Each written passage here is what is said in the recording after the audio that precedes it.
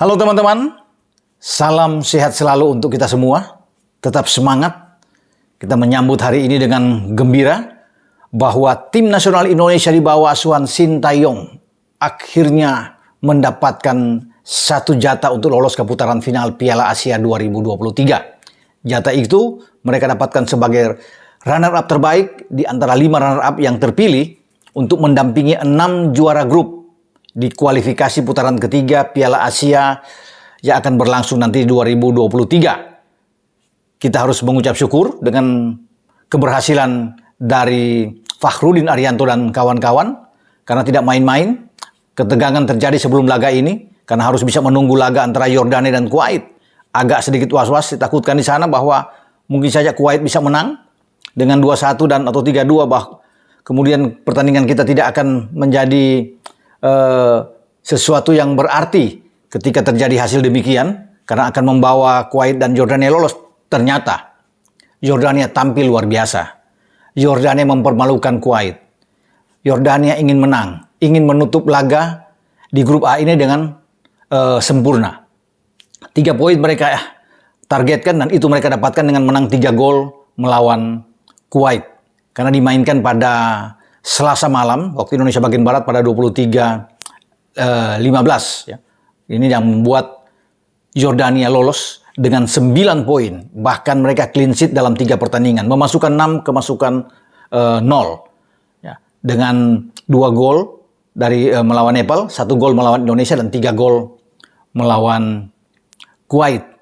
Jadi selain sebelumnya Palestina itu sudah menggagalkan Filipina dengan kemenangan mereka dengan 4 gol dan membuka peluang kita untuk bisa lolos menjadi salah satu di antara 5 runner-up terbaik, dan Yordania menghantam lebih memuluskan posisi kita. Ketika Kuwait kalah, tentunya motivasi besar ada di pundak tim asuhan STY ini menghadapi Nepal, dan saya pikir memang kualitas kita di atas Nepal.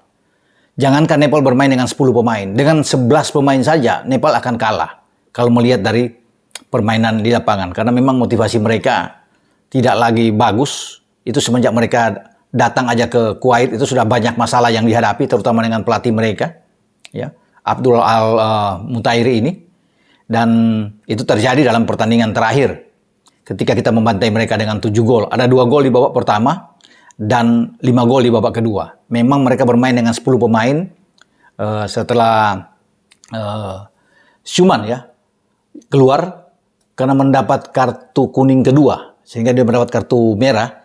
Pelanggaran pertama dibuat pemain Nepal ini terhadap Nadeo Argiwinata.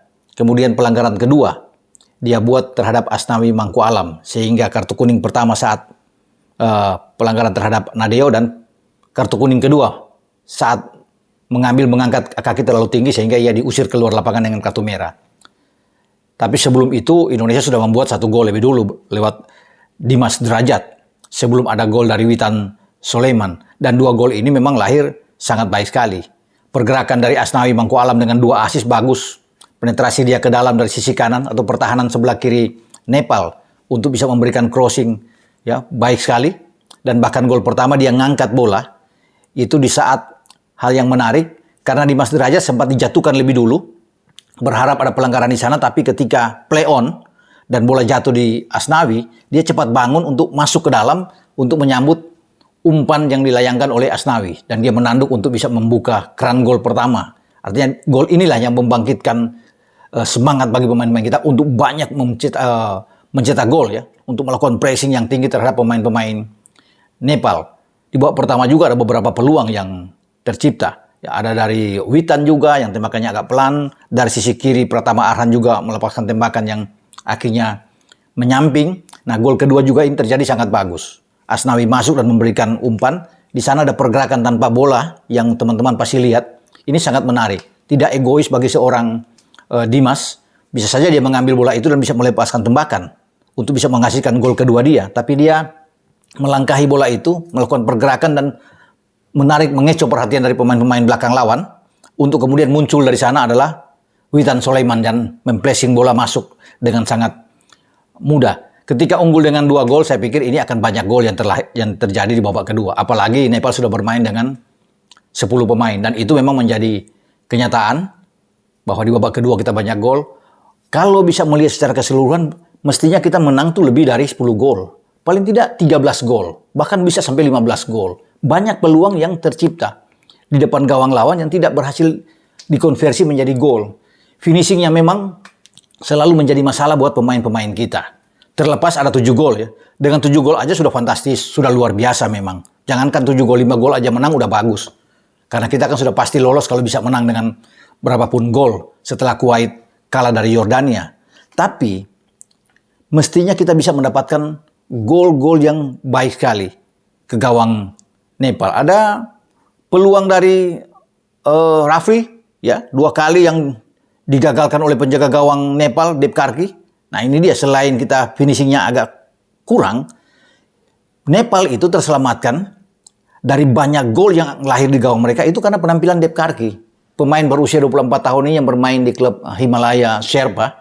Kalau tidak ada Deep Karki ini ya, penjaga gawang ini, itu banyak sekali, itu bahkan dipermalukan sekali. Ya, bukan 7 gol itu saya katakan, kan paling sedikit ada 13 gol. Kenapa 13 gol? Ya, ada 6 penyelamatan gemilang dia, dari kemungkinan ada mungkin 9-10 penyelamatan, tapi diantaranya yang krusial adalah 6 penyelamatan. 2 dari Raffi, yang benar-benar sudah mengarah ke gawang, sudah one on one digagalkan oleh Deep Karki ini. Dan itu ada 2 dari Witan Sulaiman. Ya. Kemudian juga 1 dari Elkan Bagot. Tandukan Elkan Bagot itu refleksnya luar biasa, dia menggagalkan ini. Di menit terakhir juga kita lihat ketika bagaimana Witan mengangkat bola masih bisa ditepis. Ada 1 tembakan Witan sebelumnya juga bisa digagalkan dengan penyelamatan dia. Dan 1 peluang dari Witan lagi. Witan tuh ada 3 peluang sebenarnya di babak kedua. Hampir dia bisa membuat 5 gol. Di babak kedua kalau sampai 3-nya masuk. 1 kena tiang. Pemain yang sangat baik. Dan terlepas dari itu dia sudah bisa membuat gol dan 1 assist. Ya. Gol di babak pertama dan ada di babak kedua. Satu-satunya assist yang dibuat oleh Witan ketika gol dari Elkan Bagot. Ya. Gol kelima tim Indonesia ini yang dilesalkan oleh Elkan Bagot itu dari Witan. Secara keseluruhan saya pikir pemain-pemain kita tampil oke. Tapi memang lawan Nepal. Nepal sudah bermain dengan 10 pemain dan mereka memang jatuh mental mereka ketika di babak pertama sudah ketinggalan 2-0. Kemudian di babak kedua juga Fakhrudin bisa menambah menjadi 3 gol dari sebuah set piece, corner kick.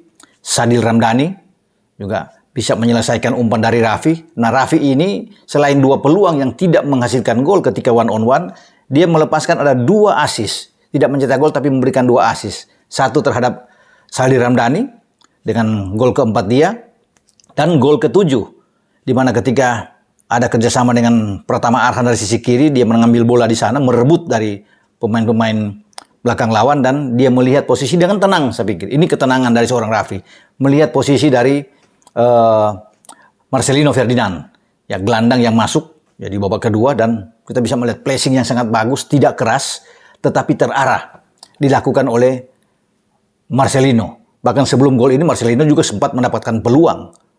Tetapi gagal ia mencetak gol. Namun dia bisa tebus dengan gol penutup. Dengan luar biasa. Masih 17 tahun. Ini gelandang masa depan. Bertalenta yang luar biasa. Dan kita punya gelandang seperti dia. Ini memang harus dipupuk dengan baik. Dan akan menjadi pemain punya masa depan bagus. Buat tim Indonesia ke depan.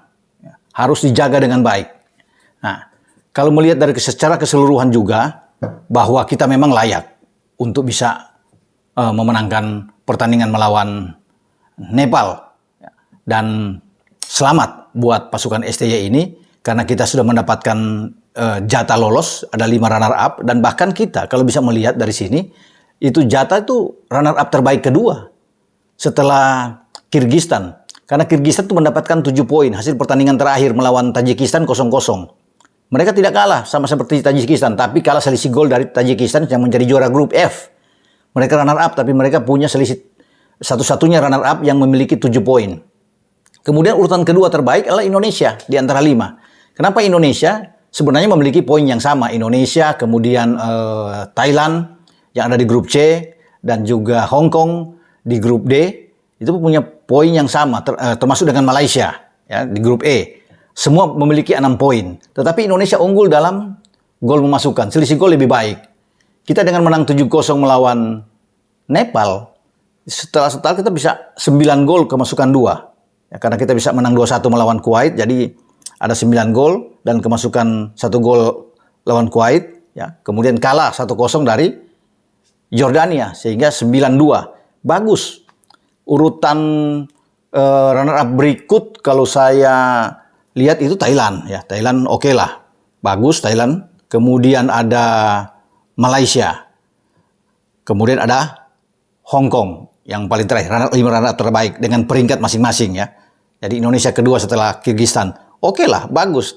Thailand dalam pertandingan terakhir itu kalah melawan Uzbekistan dengan 2-0, ini yang membuat mereka menjadi runner up. Sama juga dengan Hong Kong, pertandingan terakhir kalah 4-0 dari India sehingga mereka menjadi runner up. Malaysia dalam pertandingan terakhir menang dengan 4 gol melawan Bangladesh sehingga mereka naik masuk sebagai peringkat kedua terbaik ya setelah Bahrain yang menjadi juara grup E. Jadi itulah 5 peringkat terbaik yang ada di mana Indonesia lolos. Sementara bagi Yordania dengan clean sheet di mana mereka memasukkan 6-0, 9 poin, itu mereka sejajar dengan Uzbekistan ya. Dan juga dengan India, bagus kalau bisa melihat Tajikistan. Jadi semua ini kalau saya katakan ini clean sheet semua yang terjadi. Bahkan Uzbek itu clean sheet-nya sampai 10-0. Sama, oh tidak, 9-0. Yang 10-0 ini memasukkan 10 kemasukan kosong Palestina. Palestina bagus di grup B, menjadi juara grup B dan mereka menang 3 kali 9 poin dan tidak pernah kebobolan. Kemudian Uzbekistan di grup C dengan 9-0. Ya, selisih gol mereka bagus sekali, luar biasa, tidak terkalahkan Uzbekistan di sini. Di samping juga dengan India yang tidak terkalahkan dan juga Tajikistan. Tajikistan itu dari gol mungkin cuma 5-0 ya. Mereka bisa mencetak gol, tapi clean sheet juga. Nah itulah saya pikir 6 juara grup yang ada di kualifikasi putaran ketiga dan 5 runner up di kualifikasi. Tinggal kita bagaimana untuk bisa dibesut oleh STY ini, memperkuat lagi tim ini dengan kedatangan pemain-pemain naturalisasi Jordi Amat, Sandy Walsh yang akan datang. Ini enak. Sain Patinama, kalau mereka semua bergabung, tahun depan kita akan menjadi tim yang sangat kuat. Akan diperhitungkan. Karena kita punya kekuatan terutama di lini bertahan sangat kuat dan mungkin sulit dibobol lawan kalau nama-nama tadi yang saya sebut itu sudah berada di dalam tim asuhan STY. Namun kita belum tahu apakah STY ini akan bertahan terus menangani tim senior sampai di Piala Asia atau bahkan dia digeser hanya khusus fokus bermain melatih di tim U20 karena dia bertanggung jawab untuk Piala Dunia U20 Indonesia menjadi tuan rumah. Ini masih akan dibahas oleh PSSI. Ya, nanti saya akan bikin kontennya mungkin pada 1-2 hari ke depan bagaimana dengan situasi dari STY setelah pulang dari Kuwait. Yang penting kita gembira dulu sejenak ya menyambut hasil ini yang luar biasa di mana kita bisa lolos setelah tahun 2007 terakhir kali. Inilah kita bisa hadir kembali dan bukan tidak mungkin kita bisa ditunjuk sebagai tuan rumah karena tim yang lolos ya, 24 tim nanti yang lolos itu berhak untuk bisa ditunjuk sebagai tuan rumah, termasuk Indonesia. Kalau kita bisa menjadi tuan rumah, ini jauh lebih bagus buat kita. Karena kita juga menjadi tuan rumah untuk Piala Dunia U20. Cuma masalahnya waktu ya, jadwalnya ini. Kalau bentrok, ini akan sulit. Dengan jadwal kejuaraan dunia U20 di mana kita menjadi tuan rumah di antara bulan Mei dan bulan Juni. Mungkin kalau digeser baru bisa, tapi kalau secara berbarengan ini akan sangat sulit. Sampai di sini pembahasan saya atau review tentang Indonesia yang menempatkan diri sebagai runner-up terbaik dari grup A dan lolos ke putaran final Piala Asia 2023 setelah kita membantai habis Nepal dengan 7-0. Ciao!